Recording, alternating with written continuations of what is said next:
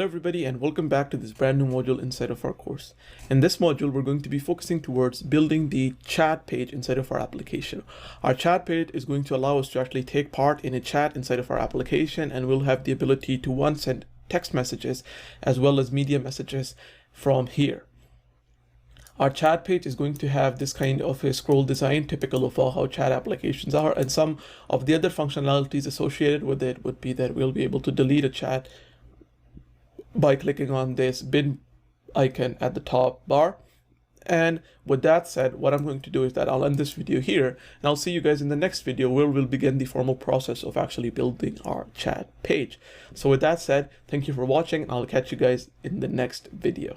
Thanks.